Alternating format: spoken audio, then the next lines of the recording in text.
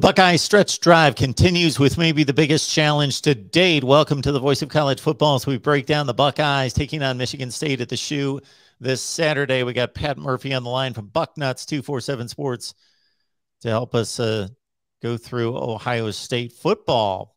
Pat, yeah, Penn State, Nebraska, Purdue, but still a number of hurdles to get over, and this Michigan State team might be the biggest one yet. Definitely.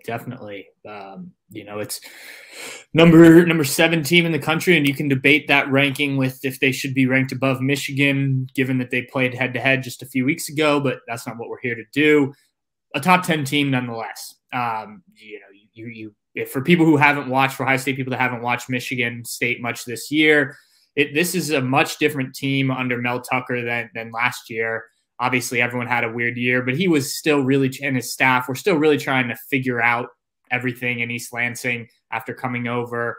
And you know, I think it took some time. Obviously, not all the pieces were there. They had to turn to the transfer portal for quite a few players they're now making an impact. Most notably, Kenneth Walker III, the running back, who should certainly be in the Heisman Trophy conversation in my book. He's been one of, if not the best running backs in the country this year, really helped that offense become two-dimensional. Peyton Thorne, who played some against Ohio State last year, has been very good at quarterback. But now you've got kind of that multifaceted attack, which has been a handful, no doubt about it. And, you know, even I mentioned that Michigan game, they were down 16 points, just kind of kept going, were able to come back.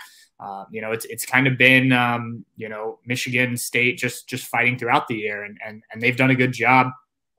The defense, especially the pass defense, I think it's one of the worst, if not the worst in the country.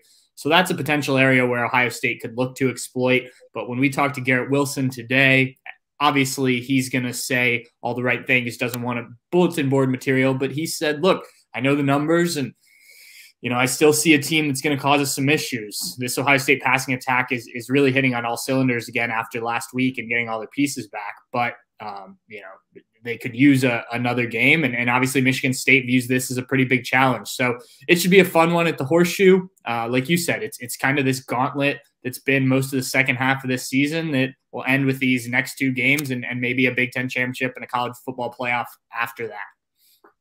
So Ohio State explodes against Purdue, and this is a Purdue defense that hadn't come anywhere close to having this done to it this season. They've been just one of the better units in the conference, and Ohio State explodes on them for the 59 points, could have been 66.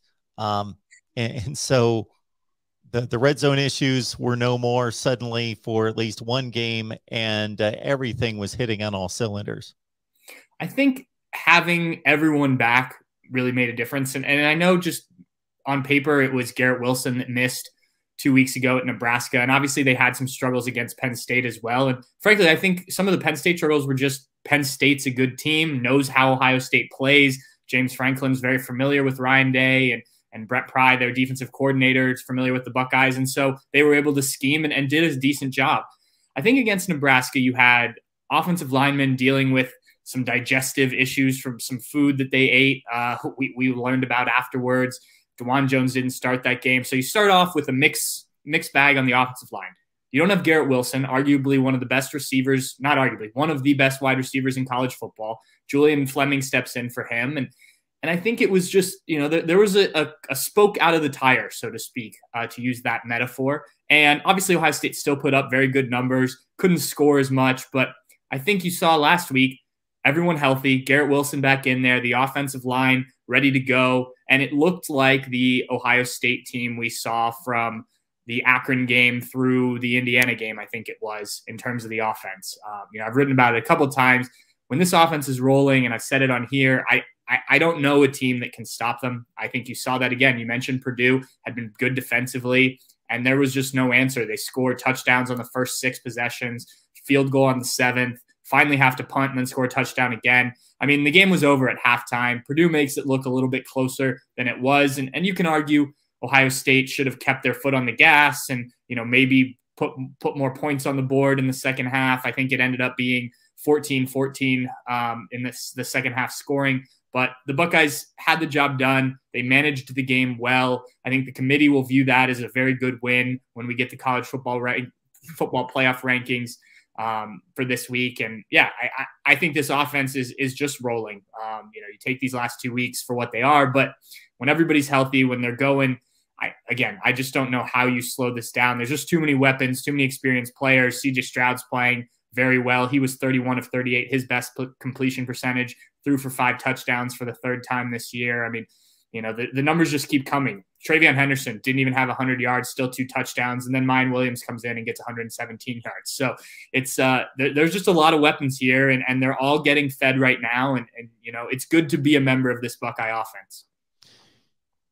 The run that Trayvion Henderson made for that 2nd touchdown, I just thought was pretty amazing, considering he's running past Big Ten level defensive backs who had the angle on him, and he just split when he came around the corner. Yeah, he just put it in another gear and just split that entire defense. It was impressive. Yeah, the kid's special, no doubt about it. And we knew that coming in, and I didn't know, and I've talked about it with you, I've talked about it with others.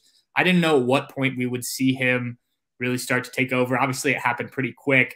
And he left this game. I think he missed a series right before halftime or 2, came back out and started the second half. So his numbers probably could have been better if he'd played kind of the full complement of snaps, went to the locker room briefly. So, the kid's special. Mayan Williams is a very good backup. Master Teague was not available for this game, but you know what you're going to get with him. Evan Pryor is a guy who Ryan Day said today that the other freshman running back that if they could, they would like to redshirt him, save that year, but he's right on the precipice, and they're not going to hold him back if they need him. Obviously, Marcus Crowley out for the season with an injury. So you've got those 4 backs. Master Teague obviously has been a little banged up, but yeah, Trayvion Henderson, I mean, each week he just does something different that's impressive.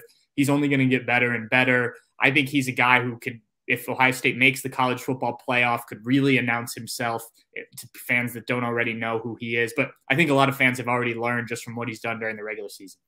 Talking Ohio State football with Pat Murphy, huge game coming up this week. Check out Pat's work there at Bucknuts 247 Sports. Looking at the defense, so on one hand, you can look at the Aiden O'Connell numbers, and he's been ripping everyone up, especially Michigan State, 536, and that was not garbage yardage. It was needed. It was all game. He puts up about, I forget the numbers, 350 or so, something in that range against Ohio State, 40 of 52, 54, something in that range.